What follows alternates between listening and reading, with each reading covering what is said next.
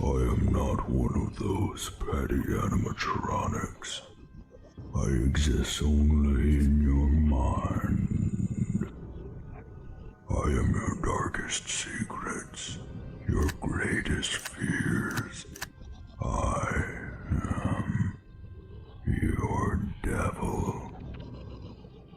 I know that you are unaware of what you've done, but soon I will remind you.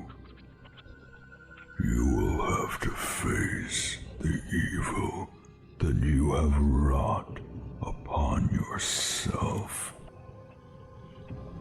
You will have to learn about the horrible things you have done.